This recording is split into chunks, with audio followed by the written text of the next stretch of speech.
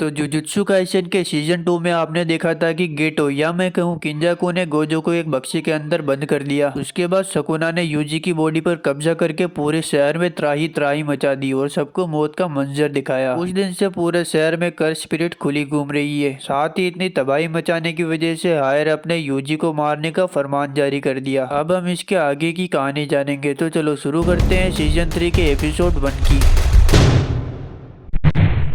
Episode की शुरुआत में हमें यूजी को दिखाया जाता है जो काफी ध्यान से कुछ सुनने की कोशिश कर रहा होता है और उसके पीछे एक कर्स स्पिरिट भी पड़ी हुई होती है। उससे बचने के लिए यूजी उस बिल्डिंग से छलांग लगा देता है। उस बिल्डिंग के चारों ओर बहुत सारी कर्स स्पिरिट होती है। यूजी वहां से दौड़ता हुआ एक बिल्डिंग के अंदर आ जाता है। वहां पर वो एक चॉकलेट बार उठाता है और मजे में खाते हुए आगे बढ़ता है। साथ ही वो एक कर्स स्पिरिट को भी मार देता है। यूजी जल्दी से उस बिल्डिंग से बाहर छलांग लगा देता है। तभी वो बड़ी वाली कर्स स्पिरिट आकर यूजी को पकड़ लेती है। वो स्पिरिट यूजी को तेजी से कहीं पर ले जाने लगती है और बिल्डिंग के आर पार फेंक देती है। यूजी बिल्डिंग से नीचे गिर जाता है। वो स्पिरिट यूजी का पीछा कर रही थी, तभी कोई स्पिरिट के ऊपर हमला कर देता है। वो स्पिरिट सीधे यूजी के ऊपर गिर जाती है, जिससे वहां पर सब तरफ धुआं धुआं हो जाता है। जब धुआं वहां से हट जाता है तो हम देखते हैं कि कोई यूजी के ऊपर तलवार ताने हुए था और ये बंदा और कोई नहीं बल्कि यूटा होता है। अब हम थोड़ा फ्लैशबैक में जाते हैं, जहाँ पर हमें जेनिन घराने के सबसे छोटे बेटे नाओया जेनिन को दिखाया जाता है। नाओया कहता है कि क्या माँ की मर गई? वैसे ऐसी लड़की को तो मर ही जाना चाहिए जिसे घर के मर्दों के पीछे ठीक से चलना भी नहीं आता। अब वो कमरे के अंदर एंटर करता है, जहाँ पर उसे ओजी और यूइची भी मिलते हैं। वो दोनों उसके ऊपर गुस्सा होते हैं। वह नाओया से कहते हैं कि तुम्हारे पिता अंदर अपनी आखिरी सांसें गिन रहे हैं और तुम अब आ रहे हो। नाओया कहता है कि वैसे भी क्या फर्क पड़ता है, उनके मरने के बाद अगला वारिस तो मैं ही बनने वाला हूँ। अंकल ओजी, आपका तो कोई भी लड़का नहीं है, बस दो लड़कियां है। और यूइची, तुम्हारी तो शक्ल ही खराब है, अपने भाई तोजी से बिल्कुल अलग। यह सुनकर इन दोनों को गुस्सा आ जाता है। यह तीनों स्पेशल ग्रेड 1 के सोर्सरर्स हैं। तभी कमरे से एक एडवोकेट टाइप का आदमी बाहर आता है। वह खबर देता है कि अब नाओबितो जेनिन, जो जेनिन घराने के हेड थे, अब वह नहीं रहे। अब उनकी वसीयत पड़ी जाएगी। उनकी इच्छा थी कि नाओया को अगले जेनिन घराने का हेड बनाया जाए, यानी कि सारी जमीन जायदाद और कर्ज टूलों पर नाओया का हक है। लेकिन अगर सातोरू को जो मारा जाता है या उसे कुछ हो जाता है तो इस सिचुएशन में तोजी की इच्छा पूरी की जाएगी और मेगुमी को जेनिन घराने का हेड माना जाएगा, यानी कि सारी जमीन जायदाद मेगुमी की हो जाएगी। यह सुनकर नाओया को अच्छा नहीं लगता। वह जल्दी से मेगुमी का पता लगाता है जो टोक्यो में होता है। वह कहता है कि मेगुमी को मारने के लिए ये काफी अच्छा मौका है, क्योंकि इस वक्त पूरे टोक्यो में लाखों कर्स स्पिरिट खुली घूम रही है। ऐसे में अगर मैं मेगुमी को मार दूं तो किसी को भी पता नहीं चलेगा और सारा माल अपना हो जाएगा। अब हम यूजी को देखते हैं जो सीढ़ियों पर अकेला बैठा हुआ था। वहां पर चोजो आता है जो यूजी से पूछता है कि अब तुम्हारे घाव कैसे हैं। यूजी कहता है कि अब वो सकुना की वजह से बिल्कुल ठीक हो चुका है, लेकिन वो हर पल उसकी ताकत को बढ़ते हुए महसूस कर सकता है। चोजो यूजी से कहता है कि तुम्हें वापस से जुजुत्सु हाई चले जाना चाहिए, पर यूजी कहता है मैं ऐसा नहीं कर सकता। जब सुकुना ने मेरे शरीर पर काबू किया था तो उसने बहुत सारे सोर्सरर्स को मार दिया और बहुत सारे मासूम लोगों को भी मार दिया। और चोजो, यहाँ तक कि मैंने तो तुम्हारे भाइयों को भी मार दिया था। चोजो कहता है कि वो जो भी था वो तुमने नहीं किया था और ये बस एक हादसा था। यहाँ तक कि मेरे भाई भी तुम्हें माफ कर देते, क्योंकि तुम भी हमारे भाई हो। भाई लोग ऐसा ही तो करते हैं। तो यूजी कहता है कि मैं फिलहाल वहाँ पर नहीं जा सकता। शहर में सारी कर्स स्पिरिट ऐसे ही घूम रही है, तो चलो उनका सफाया करते हैं। अब यूजी और चोजो मिलकर शहर में घूम रहे कर्स स्पिरिट का सफाया करने में लगे होते हैं। यहाँ तक कि यूजी बहुत सारी कर्स स्पिरिट को एक मुक्के में ही खत्म कर देता है और देखते ही देखते बहुत सारी कर्स स्पिरिट यूजी के पीछे पड़ जाती है। यूजी उनसे बचने की पूरी कोशिश करता है और दौड़ते दौड़ते उन्हें टनल के पास ले जाता है। इस वक्त यूजी के पीछे बहुत सारी कर्स स्पिरिट पड़ी हुई थी। यूजी उन सभी को टनल के अंदर लेकर जाता है और टनल के दूसरी तरफ चोजो होता है। चोजो अपने ब्लड वेसल टेक्निक का यूज करता है और एक हमले में ही सभी कर्स स्पिरिट को खत्म कर देता है। एक कर्स स्पिरिट चोजो के पीछे आकर उसके ऊपर हमला करती है, पर तभी तोजी आकर उसे एक मुक्का मारकर खत्म कर देता है। यह देखकर चोजो कहता है कि तुम पहले ही काफी ताकतवर थे, लेकिन अब तुमने अपने कर्स एनर्जी को कंट्रोल करना भी सीख लिया है। लेकिन अब तुम एक डीमन बन चुके हो। मेरे छोटे भाई से मुझे यही उम्मीद थी। और वो यूजी को अपने फादर के बारे में कुछ बताने वाला होता है, लेकिन तभी वहाँ पर नाओया आ जाता है। वह कहता है कि आखिर मेगुमी मेगुमी कहाँ पर है और तुम दोनों अभी तक भागे नहीं। यूजी कहता है कि आखिर हम दोनों भागेंगे क्यों, तो नाओया बताता है हायर ने यूजी को मारने का फरमान जारी कर दिया है। वो तो अभी तक गोजो की वजह से रुके हुए थे, लेकिन अब गोजो यहाँ पर नहीं है तो उन्हें रोकने वाला भी अब कोई भी नहीं है। नाओया कहता है कि मैं मारने तो मेगुमी को आया था, लेकिन अब मैं तुम लोगों को भी नहीं छोड़ने वाला। और वो अचानक से यूजी के पीछे आकर उसे एक जोरदार मुक्का मारता है। चोजो नाओया के ऊपर हमला करता है, पर नाओया चोजो के ऊपर मुक्कों की बारिश कर देता है। नाओया इन दोनों से काफी ज्यादा तेज होता है। चोजो कहता है कि ये जरूर किसी टेक्निक का इस्तेमाल कर रहा है। तभी इन सबको एक पावरफुल एनर्जी महसूस होने लगती है। यूजी को लगता है कि ये जरूर गोजो सर होंगे, लेकिन वो असल में यूटा होता है जो एक बिल्डिंग से छलांग लगाता है और जमीन के ऊपर गड्ढा हो जाता है। यूटा को देखकर नाओया कहता है कि तुम तो वही हो ना जिसे यूजी को मारने का काम सौंपा गया है। मैं तुम्हारे काम में टांग नहीं अड़ाने वाला, तुम जो चाहो वो कर सकते हो। यूटा का नाम सुनकर यूजी को याद आता है कि यह तो सेकंड ईयर का स्टूडेंट है, गोजो सर का स्टूडेंट रह चुका है। चोजो यूजी से कहता है कि तुम जल्दी से यहाँ से भाग जाओ, मैं इस नाओया को देखता हूँ। तुम यूटा से नहीं जी सकते, वो बिल्कुल गोजो की तरह है। यह सुनते ही यूजी वहाँ से दौड़ने लगता है, पर यूटा भी उसके पीछे पीछे आता है। इधर चोजो नाओया के ऊपर अपनी ब्लड टेक्निक का इस्तेमाल करता है, पर नाओया बच जाता है। नाओया चोजो से कहता है कि तुम ब्लड मैनिपुलेशन का इस्तेमाल करते हो ना, तुम्हारी टेक्निक में पियर्सिंग ब्लड के अलावा डरने वाली कोई भी बात नहीं है और उसे चार्ज होने में थोड़ा वक्त लगता है, तो इतने समय में मैं तुम्हें आसानी से मार सकता हूँ। चोजो नाओया से कहता है कि तुम्हें क्या लगता है कि तुम मेरे भाई के ऊपर हमला कर यहाँ से जिंदा बच जाओगे। दूसरी तरफ यूटा ने यूजी को पकड़ लिया था और उसके ऊपर तलवार ताने हुए था। यही सीन हमें एपिसोड की शुरुआत में भी दिखाया गया, जहाँ पर यूजी कोई कर्स स्पिरिट से नहीं बल्कि यूटा से डर कर भाग रहा था। इन दोनों में काफी तगड़ी फाइट शुरू हो जाती है, जहाँ पर हम देख सकते हैं कि यूजी काफी कमजोर लग रहा था। यूटा का शरीर भले ही कमजोर है, लेकिन उसके पास बहुत ज्यादा कर्स एनर्जी है जो यूजी का बिल्कुल अपोजिट है। यूजी के पास फिजिकल स्ट्रेंथ तो है, लेकिन कर्स एनर्जी काफी कम है। यूटा कहता है कि उसके पास गोजो सेंसे से भी ज्यादा कर्स एनर्जी है, लेकिन गोजो सेंसे के पास 6 आइज है, इसलिए जब भी वो कोई हमला करते हैं तो उनकी कर्स एनर्जी खत्म नहीं होती, जबकि मेरी कर्स एनर्जी खत्म हो सकती है। इसलिए गोजो सर हमेशा नंबर 1 पर आते हैं। अब यूटा यूजी के ऊपर वापस से हमला करता है। यूटा की कर्स एनर्जी इतनी ज्यादा होती है कि यूजी को समझ ही नहीं आता कि वो उसके ऊपर हमला कैसे करे, पर यूजी भी हार वाले वालों में से नहीं है। वो अपनी जेब से एक चाकू निकालता है और गोजो सेंसे की एक बात याद करता है। वह कहते हैं कुछ सोर्सरर्स हथियार का इस्तेमाल करते हैं, लेकिन उन हथियार को चलाने के लिए भी कर्स एनर्जी को नियंत्रित करना आना चाहिए। यूजीपी अपनी कर्स एनर्जी को कंट्रोल करता है और यूटा की कटाना को रोक लेता है। यूटा कहता है कि तुमने मेरी कटाना के ऊपर कुछ ज्यादा ही ध्यान दे दिया, और वो यूजी को एक गुस्सा मारता है। यूजी भी जल्दी से यूटा की कटाना को लात मारकर तोड़ देता है, जिससे यूटा काफी हैरान होता है। वह सोचता है कि यह तो होना ही था, क्योंकि यूजी आखिर गोजो सेंसे का जो स्टूडेंट है। इधर यूजी यूटा की तरफ दौड़ता है। वह सोचता है कि अब मैं यूटा से बिना हथियार के अच्छे से लड़ सकूंगा, लेकिन तभी यूजी के पीछे से एक कर्स स्पिरिट आकर यूजी को पकड़ लेती है। वह और कोई नहीं बल्कि रीका होती है। यूजी कहता है कि आखिर ये रीका कहाँ से आ गई। रीका ने यूजी को इतनी कसकर पकड़ा हुआ था कि यूजी हिल भी नहीं पा रहा था। यूटा धीरे धीरे यूजी की ओर बढ़ता है और उसे सॉरी बोलकर अपनी टूटी हुई कटाना को यूजी के दिल में गाड़ देता है, जिससे यूजी की वहीं पर डेथ हो जाती है। इधर सकुना को भी इस बात का एहसास हो जाता है। दूसरी तरफ हम देखते हैं कि नाओया चोजो को अपनी सुपर स्पीड से काफी बुरी तरीके से मार रहा होता है। चोजो कुछ भी नहीं कर पा रहा था, क्योंकि उसे नाओया की टेक्निक ही पता नहीं चल रही थी, लेकिन फिर भी चोजो हार नहीं मानता और वापस से खड़ा हो जाता है। नाओया उससे कहता है कि तुम काफी अड़ियल हो, आखिर तुम हो कौन। तो चोजो बताता है कि मैं 10 लोगों का बड़ा भाई हूँ। चोजो अब फ्लोइंग रेड स्केल टेक्निक का इस्तेमाल करता है, जिससे उसकी आंखें स्ट्रोंग हो जाती है और वो नाओया की सुपर स्पीड को देख सकता है। नाओया वापस से उसके ऊपर हमला करता है, लेकिन इस बार चोजो ने उसे लगभग पकड़ ही लिया था, लेकिन तभी नाओया चोजो के ऊपर चाकू से हमला कर देता है, जिससे उसका काफी खून बहने लगता है। तुम ब्लड मैनिपुलेशन इस्तेमाल करते हो ना, तो तुम तुम्हारे बहते हुए खून को भी रोक लोगे, लेकिन मैं देखना चाहता हूँ कि इस हालत में तुम कितनी देर तक मुझसे लड़ सकते हो। वैसे किसी को बताना मत कि मैंने हथियार का इस्तेमाल किया है। वो क्या है कि जो सोर्सरर्स अपने साथ हथियार लेकर घूमते हैं, उनकी बिना हथियार के लड़ने की औकात नहीं होती, और मेरे बड़े भाई भी बेशर्मों की तरह हथियार के साथ घूमते रहते हैं, और उनकी ये मजाल कि वो तोजी को गालियां देते हैं। जोजो नाओया से कहता है कि क्या तुम अपने भाइयों से नफरत करते हो? नाओया कहता है कि हाँ, तुमने सही कहा, एक बड़ा भाई जो छोटे भाई से भी कमजोर हो उसे तो डूबकर मर जाना चाहिए। जोजो कहता है कि हो सकता है तुम अपने बड़े भाइयों की वजह से ही आज इतने ज्यादा स्ट्रोंग हो। एक बड़ा भाई एक छोटे भाई के लिए एक रोल मॉडल होता है। जब बड़ा भाई किसी गलत रास्ते पर चलता है तो वह अपने छोटे भाइयों को उस पर जाने से रोकता है, और जब वह किसी सही रास्ते पर चलता है तो छोटे भाई उसे फॉलो करते हैं। और तुम जानना चाहते हो ना कि मैं इतना अड़ियल क्यों हूँ? वो क्या है कि मेरा कोई रोल मॉडल नहीं है इसलिए। नाओया देखता है कि जोजो का खून हर तरफ फैल चुका है, तभी वहाँ पर खून की बाढ़ आ जाती है। नाओया को कुछ समझ नहीं आता कि जोजो का इतना खून बहने के बावजूद वो अभी तक जिंदा कैसे है। बेचारे नाओया को पता ही नहीं होता कि जोजो एक डेथ पेंटिंग बूम है जो इंसान और कर्स के बीच के हाइब्रिड्स होते हैं। वह अपनी कर्स एनर्जी को खून में बदल सकते हैं, और जब तक उनकी कर्स एनर्जी खत्म नहीं हो जाती तब तक वो खून की कमी से नहीं मर सकते। नाओया इधर उधर भागने लगता है, लेकिन अचानक से उसके पैर जमीन के ऊपर जम जाते हैं और जोजो नाओया के ऊपर अपनी ब्लड वेसल टेक्निक का इस्तेमाल करता है। लेकिन नाओया के पास भी अपने फादर से विरासत में मिली हुई 24 FPS टेक्निक होती है, जिससे वो एक सेकंड में 24 तरह के मूव्स कर सकता है। लेकिन जोजो के पास भी सुपरनोवा टेक्निक होती है, जिससे वो नाओया के ऊपर हर डायरेक्शन से हमला करता है और उसे पकड़ लेता है। जोजो बस नाओया को मारने ही वाला होता है, तभी वहाँ पर यूटा आ जाता है जो उसे एक पंच मारकर बेहोश कर देता है। वो अपने साथ यूजी की बॉडी भी लाया था। इधर नाओया खून की उल्टियाँ कर रहा होता है जोजो की खून की वजह से, जो उसके लिए जहर का काम कर रहा है। यूटा कहता है कि मैं तुम्हें अपनी रिवर्स कर्स टेक्निक से ठीक कर सकता हूँ, लेकिन बदले में तुम्हें खुद हायर अप्स के पास जाकर बताना होगा कि मैंने यूजी को मार दिया। इधर यूजी एक सपना देख रहा होता है। वो अभी एक छोटा सा बच्चा है और उसके सामने उसके फादर जिन होते हैं। तभी वहाँ पर यूजी के दादाजी आ जाते हैं। वो जिन से कहते हैं कि मुझे पता है कि तुम्हें एक बच्चा चाहिए था, लेकिन तुम्हें उस औरत से दूर रहना चाहिए। जिन कहता है कि कम से कम बच्चे के सामने तो ऐसी बातें मत करो, बच्चों को बहुत कुछ याद रहता है। तभी वहाँ पर एक औरत आ जाती है, इसका नाम कावरी है और ये यूजी की मदर है। ये जिनके फादर के पास आती है और कहती है कि क्या हुआ ससुर जी, कोई प्रॉब्लम है? तभी यूजी की नींद खुल जाती है और उसके पास में यूटा बैठा हुआ होता है। यूटा कहता है कि अच्छा हुआ तुम जिंदा हो, और वो उसे बताता है कि कुछ महीने पहले गोजो सेंसे मुझसे मिलने आए थे और उन्होंने मुझसे कहा था कि अगर मुझे कभी कुछ हो जाए तो फर्स्ट और सेकंड ईयर को संभाल लेना, बाकी हकारी तो खुद को संभाल ही सकती है। यूटा कहता है कि आप गोजो सेंसे, भला आपको क्या हो सकता है? गोजो कहता है कि खासकर यूजी का ख्याल रखना, वो भी तुम्हारी तरह ही है और उसे भी एक बार मौत की सजा मिल चुकी है, इसलिए मैंने ये सब नाटक किया। अगर मैं तुम्हें नहीं मारता तो तुम्हें कोई और मारने आ जाता। पर हायर अब भी कोई बेवकूफ नहीं है, उन्होंने मेरे साथ बाउंटिंग बाउंड की थी, जिसकी वजह से मुझे तुम्हें सच्ची में मारना पड़ा। यूजी कहता है कि अगर तुमने मुझे मार दिया तो मैं अभी तक जिंदा कैसे हूँ? यूटा कहता है कि मेरे रिवर्स कर्स टेक्निक की मदद से। जैसे ही मैंने तुम्हारे दिल को डिस्ट्रॉय किया और तुम्हारी धड़कनें रुकी, वैसे ही मैंने तुम्हारे दिल को वापस से हील कर दिया, जिसकी वजह से तुम भी बच गए और हायर अप को दी हुई कसम भी रह गई। यूजी कहता है कि आखिर तुमने मेरे लिए इतना सब कुछ क्यों किया? यूटा कहता है कि वो इसलिए क्योंकि मैं जिनकी परवाह करता हूँ वो तुम्हारी परवाह करते हैं, और वैसे भी तुम्हारे पास जो ताकत है वो तुम्हारी नहीं है और इसमें तुम्हारी कोई भी गलती नहीं है। तभी वहाँ पर मेगुमी आ जाता है। वो यूजी से कहता है कि तुम्हें हमारे साथ जुजुत्सु हाई चलना पड़ेगा, हम तुम्हें छुपाकर अंदर ले जा सकते हैं। पर यूजी मना कर देता है। वह कहता है कि सुबोया कांड के बाद अब मैं वहाँ पर नहीं जा सकता। मेगुमी कहता है कि इससे कुछ फर्क नहीं पड़ता, हम जुजुत्सु सोर्सरर से और हमें कोई भी नहीं समझ सकता, पर फिर भी हमें लोगों की मदद करते रहना पड़ेगा ताकि हम बता सके कि हमारा भी अस्तित्व है। यूजी मन में सोचता है कि अगर मैं तुम लोगों के साथ किया तो तुम्हारे ऊपर भी खतरा मंडराने लगेगा। अब मेगुमी बताता है कि नकली गेटो या मैं कहूँ किंजाकू ने एक किलिंग गेम शुरू कर दिया है, जिसमें जुजुत्सु सोर्सरर्स एक दूसरे को मार सकते हैं। इस गेम में मेगुमी की बहन को भी शामिल कर दिया है, इसलिए मेगुमी यूजी से कहता है कि मुझे तुम्हारी मदद की जरूरत है और इसका नाम है कलिंग गेम। अब हमें कलिंग गेम के कुछ रूल्स बताए जाते हैं, जिसमें सभी जुजुत्सु सोर्सरर्स को 19 दिन के अंदर इसमें पार्टिसिपेट करना होगा, और अगर किसी ने नियम तोड़ने की कोशिश की तो उसकी कर्ज एनर्जी खत्म कर दी जाएगी, जिससे उसकी मौत हो जाएगी। सभी सोर्सरर्स को कॉलोनी में आकर पार्टिसिपेट करना होगा, और अगर तुम किसी जुजुत्सु सोर्सरर को मारते हो तो तुम्हें पॉइंट दिए जाएंगे। अब यूजी यूटा से कहता है कि मुझे लगता है कि सकुना मेगुमी के खिलाफ कुछ बड़ा प्लान कर रहा है। सुबोया कांड में मुझे सकुना की 15 फिंगर्स खिला दी गई थी, जिसकी वजह से उसने मेरे शरीर पर काबू कर लिया, लेकिन अब मुझे लगता है कि वो मेरे शरीर पर वापस से काबू नहीं कर पाएगा। पर फिर भी हुई, अगर वो कभी मेरे शरीर पर काबू करे तो तुम उसे उसी वक्त मार देना। यूटा कहता है कि ठीक है। अब यूजी मेगुमी से कहता है कि आखिर अब हमें क्या करना चाहिए। मेगुमी कहता है कि हमें सबसे पहले मास्टर टेंजन से मिलना चाहिए और उनसे पूछना चाहिए कि हम गोजो सेंसे को कैसे आजाद कर सकते हैं और किंजाकू हमारे खिलाफ क्या प्लानिंग कर रहा है और वो कलिंग गेम से क्या करना चाहता है। इसका जवाब सिर्फ मास्टर टेंजन ही दे सकते हैं। यूजी कहता है कि आखिर यूकी कहाँ पर है। मेगुमी कहता है कि यह आइडिया यूकी का ही है और वो जुजुत्सु हाई में छुपी हुई है। यूजी कहता है लेकिन मास्टर टेंजन के बैरियर को तोड़ेंगे कैसे, उसमें तो 1000 दरवाजे हैं और इधर उधर घूमते रहते हैं और उनमें से कोई एक दरवाजा ही टॉम ऑफ टार कॉरिडोर तक जाता है। अगर हमने सही दरवाजा नहीं ढूंढा तो हम मास्टर टेंजन तक भी नहीं पहुंच पाएंगे। अब यूजी मेगुमी से पूछता है कि आखिर नोबारा कहाँ पर है। यह सुनकर मेगुमी कुछ बोल नहीं पाता, इसलिए यूजी समझ जाता है कि नोबारा अब इस दुनिया में नहीं है। यह सुनकर यूजी को काफी दुख होता है। तभी चोजो उसके पास आता है और कहता है कि उस बैरियर में घुसने का तरीका मैं तुम्हें बता सकता हूँ। एक बार माइतो ने उसमें से सुकुना की फिंगर्स चुराई थी, तो हम भी वही करेंगे। अब ये सब लोग जुजुत्सु हाई आ जाते हैं जहाँ पर इन्हें माकी मिलती है और वो बिल्कुल ही अलग लग रही होती है। सुबोया कांड में जोगो ने उसे जला दिया था, लेकिन हेवनली रेस्ट्रिक्शन की मदद से उसे वापस से ठीक कर दिया गया, लेकिन जलने के निशान रह गए। अब जोजो इन सब से कहता है कि स्टार कॉरिडोर के एक कमरे के अंदर मेरे 6 भाइयों की डेथ पेंटिंग रखी हुई है, उनको सेंस करके मैं सही दरवाजे का पता लगा सकता हूँ। तभी यूकी कहती है कि वो सब तो ठीक है, लेकिन आखिर तुम हो कौन। यूजी कहता है कि अभी के लिए तुम समझ सकती हो कि ये मेरा बड़ा भाई है और ये सुनकर चोजो को काफी खुशी मिलती है। अब चोजो उन सबको स्टार कॉरिडोर का सही रास्ता बताता है और रास्ते में उसे तिजोरी भी मिलती है जिसके अंदर चोजो की 6 भाइयों की डेथ पेंटिंग रखी हुई थी। चोजो कहता है कि मैं तुम्हें कभी ना कभी जरूर आजाद कराऊंगा और इन्हें रास्ते में कुछ खून के धब्बे भी मिलते हैं। यूकी बताती है कि यहाँ पर तोजी ने रिको को गोली मारी थी और कहा जा सकता है कि वहीं से ये सब कुछ शुरू हुआ। अब यह सब लोग चलते हुए मेन हॉल के अंदर पहुंचते हैं जहाँ पर सफेद रोशनी के अलावा कुछ भी नहीं होता। यूकी बताती है कि जब तेंजन की मर्जी होती है तभी वो दूसरों को दिखाई देता है और मुझे लगा था कि गोजो के सील होने के बाद वो हमसे मिलना चाहेंगे, और यह कहकर वो वापस से जाने लगते हैं। तभी तेंजन इन्हें पीछे से आवाज लगाता है कि कैसे हो तुम सब लोग। सेनिन घराने के बच्चे यानी कि माकी, मीची सेन के खून यानी कि यूटा, डेथ पेंटिंग यानी कि चोजो और सकुना का वेसल यानी कि यूजी। यूकी कहती है कि क्या मेरे लिए कुछ भी नहीं। तेंगन कहता है कि हम पहली बार थोड़ी मिल रहे हैं। यूकी पूछती है कि आखिर तुमने स्टार कॉरिडोर को सील क्यों कर दिया था। तेंगन कहता है कि मुझे लगा कि तुम भी केंजाकू के साथ मिली हुई हो। यह सब पूछते हैं कि आखिर ये केंजाकू कौन है। तेंगन बताता है कि जो अभी नकली गेटो की बॉडी में है वो केंजाकू है। किसी समय वो नोरितोशी कामो हुआ करता था। योजी तेंगन से कहता है कि आप इतने अजीब क्यों लग रहे हो। तेंगन कहता है कि तुम भी कभी 500 साल जिंदा रहकर देखो, तुम भी ऐसे अजीबोगरीब दिखने लगोगे। मैं इमोर्टल जरूर हूँ लेकिन उम्र मेरी भी बढ़ती है। 12 साल पहले मेरा मर्ज एक स्टार प्लाज्मा वेसल से होना था, लेकिन वो काम नहीं हो पाया तो मेरी उम्र तेजी से बढ़ने लगी, जिसकी वजह से मैं कुछ और ही बन गया। अब यूटा टेंगन से पूछता है कि आखिर केंजाकू का क्या प्लान है और हम गोजो को प्लेजम रेल से बाहर कैसे निकाले। टेंगन कहता है कि मैं तुम्हारे सवालों के जवाब दूंगा, लेकिन बदले में मुझे भी कुछ चाहिए। यहाँ पर 3 स्पेशल ग्रेड सोर्सरर्स हैं, यूटा, यूकी और चोजो। मैं चाहता हूँ कि तुम में से कोई 2 रुककर मेरी सुरक्षा करे। यूटा कहता है कि आखिर तुम्हें किससे सुरक्षा चाहिए, तुम तो इमोर्टल हो ना। माकी कहती है कि क्या तुम्हें भी प्रिज्म रेल में शील होने का डर है, और यूकी भी कहती है कि क्या तुम बता सकते हो कि तुम्हें गार्ड क्यों चाहिए और कितने समय के लिए। तेंगन अब उन सबको केंजाकू के प्लेन के बारे में बताने लगता है। वह बताता है कि केंजाकू पूरे जापान का फोर्स्ड एवोल्यूशन करवाना चाहता है। मेगुमी कहता है कि ये काम तो वो आइडल ट्रांसफिग्रेशन टेक्निक से भी कर सकता है ना।